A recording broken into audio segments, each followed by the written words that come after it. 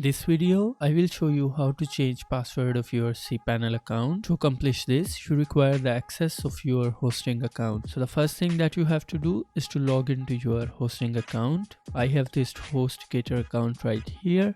Launch the cPanel from your hosting account, and then from here you will see your username right here. Click right here and then click password and security. Once you will click here you will have to type in your old password, and then right here you can type in the new password. If you don't know what password you should choose, click on this password generator. It will suggest you some password.